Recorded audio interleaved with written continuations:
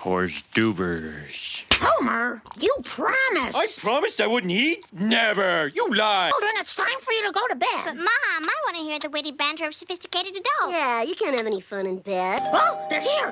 How does everything look? How do I look? Do we have enough glasses? Do we have enough gag ice cubes? Homer, put a record on. What are all our friends' names again? Children, go. Hey, anybody mind if I serve as bartender? You know, I have a PhD in mixology. College boy. Hey, Homer, care to try some of my Flanders punt? Well, I do have a warm sense of well-being, and I seem to be sorry in my speech. You're right. Give me another. Homer, go easy on the alcohol. Remember last year at the Winfield's party when you threw up in the laundry hamper? I don't remember you being so beautiful. Oh! Oh, hey! Oh! Is that a new kind of mace? Homer, these novelty ice cubes are often made from highly toxic chemicals. Ironically, a real fly would have been much more sanitary. You should see the look on your face. It's priceless. Hey, everybody! Look! I'm the funniest guy in the world! Oh, you're the king. I've been wanting to tell you all for years, but I never had the nerve. I don't know you. My wife and your wife are friends. We met just 3 hours ago. You stink! The ones at the bottom. Oh, okay. Thank you, I will, Dr. Hibbert. Thanks for coming. Remember, I said if.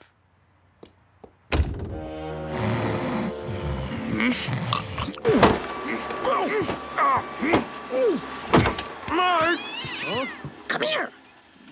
Where are we going? Shh. Homer, do you remember the way you acted at the party last night? The way I acted? So I said I must get out of these wet clothes and into a dry martini.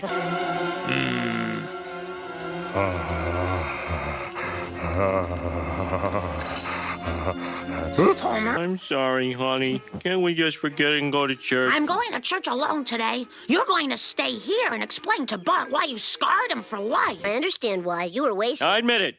I didn't know when to say when. I'm sorry it happened, and I just hope you didn't lose a lot of respect for me. Satan's boners? Good grief, more Satan's boners. And for the teens, it's not cool to fry in hell. Mrs. Lovejoy and myself will be holding our 3rd annual marriage retreat next weekend at Catfish Lake. Will the Simpsons be attending our little retreat? Oh, well, it's very tempting. Really a wonderful idea. Marge! What are you doing? Going to this retreat to give our marriage a tune-up, and that's all. No fishing. Oh. Oh, that must be the babysitter. Hello, I'm Mrs. Simpson. Simpson. Hey, no, what? Well, I was wondering, do you think you could babysit the kids this weekend? I wouldn't ask, except I'm desperate. Oh, sure. Now, if Maggie runs a fever, you call this number. If she sticks her finger in an electrical socket, you call this number. Call this number if Grandpa falls in the bathtub. I heard that. Goodbye. Pete. Oh, better get some gas. Oh, after General Sherman, are ya?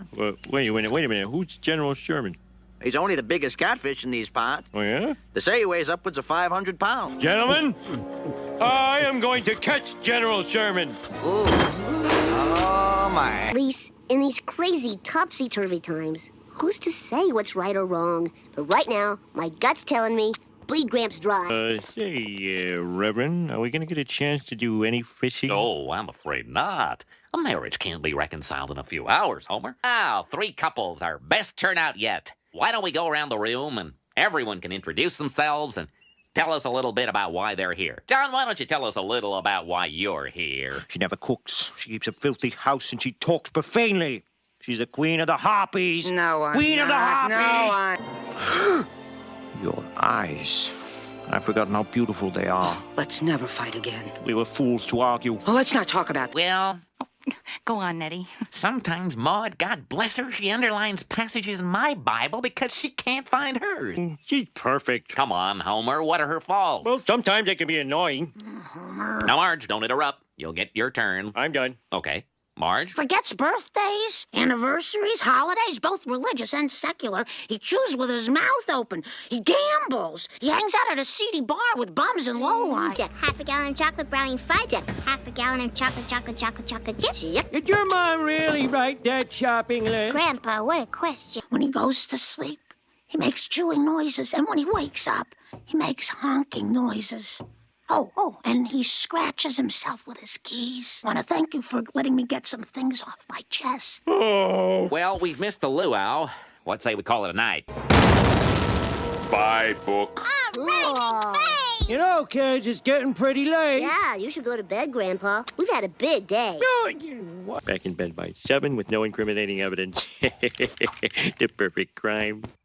Homer, you're sneaking out to go fishing. You're right, I am. Help me, Marge. What do I do to be a good guy? Get back in bed. All right. Gotta be a good husband.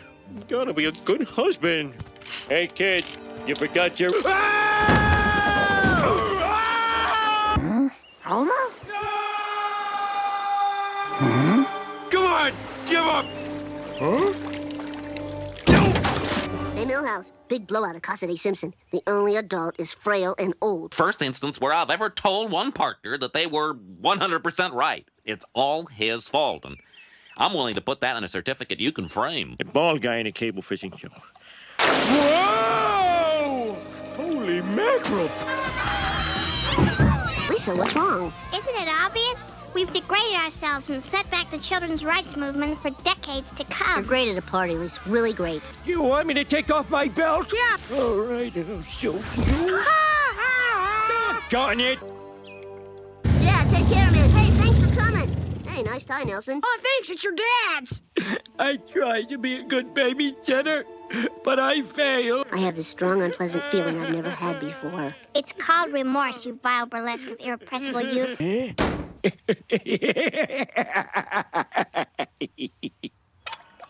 I am the champion. Uh-oh. Hi, honey. Well, if that's the way you feel, I'll throw it back. Oh, yeah, sure. Watch! Whoa. And you're telling me our marriage is in trouble? Come here, baby. Oh, Homer.